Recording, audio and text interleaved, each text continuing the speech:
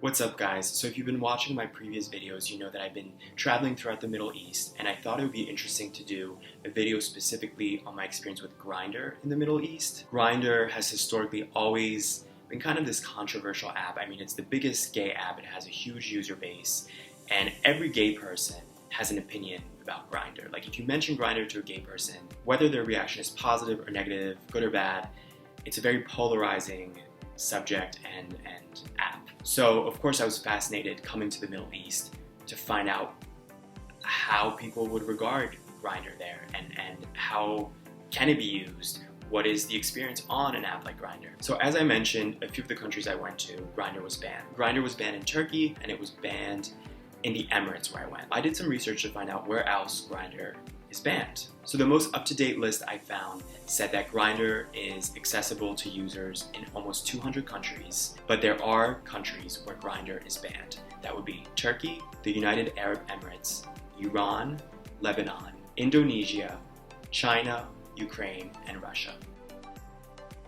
Now, I don't find this list of countries that shocking. I mean, China, for example, is notorious for restricting access of its people to certain platforms and sites and that kind of thing. Same with Russia, Saudi Arabia and Iran, not a shocker. I think the only one that was surprising to me is Turkey, because Turkey has historically always been one of the more, if not the most liberal country in the Middle East. But as I mentioned in that video, Gay Dating in Istanbul, things have gotten more conservative politically in the past 10 to 20 years. So in a place like the Emirates or Turkey, basically what would happen when I would try to open the app was it would load beyond the first loading screen, but then nothing else would load. So there is a grid, but it's all just empty profiles. And if you click a profile, nothing loads. If you go to your messages, you see old messages that you've sent or received, but it just feels like things are still loading, but then they never actually load. So what people do in these countries, if they're tech savvy and if they care enough to want to use an app that's restricted like Grindr, is they download a VPN, a virtual private network.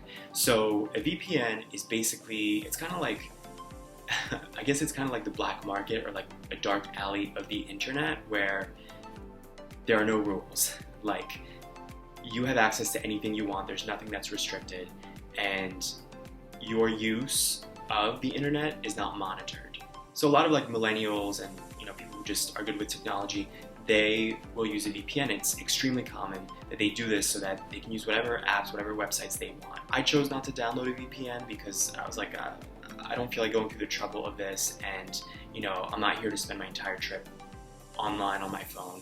But I also had the instinct of, let me check out the other gay apps, maybe they're not banned, because I had actually read that Hornet is very popular in Turkey as a result of Grindr being banned. So Hornet was indeed accessible, and Scruff was also accessible.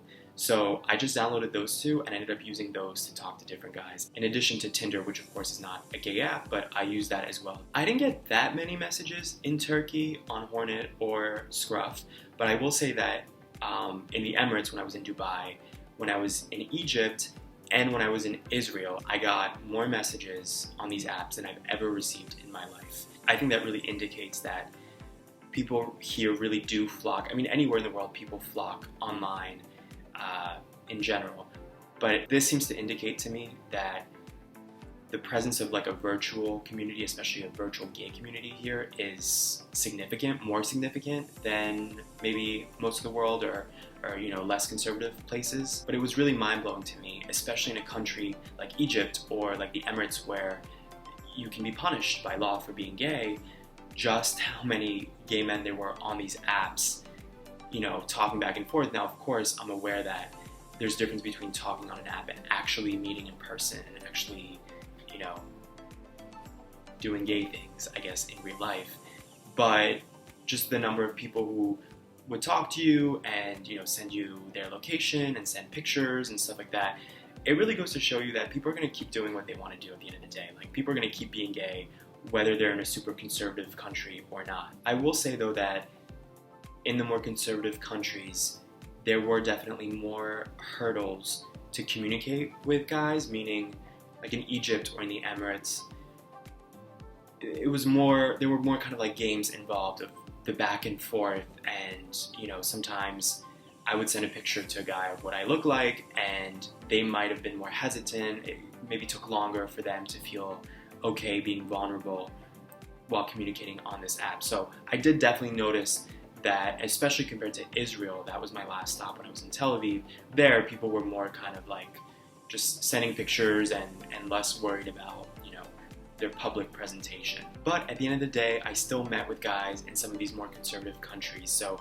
it goes to show you that people do really use these apps not just to communicate and feel kind of like some excitement.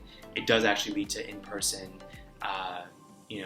connections. Of course, if you're planning on visiting any conservative country where it's punishable by law to be gay, there are certain precautions that I think one should take. So like what I did was I made sure to hide my distance on these apps.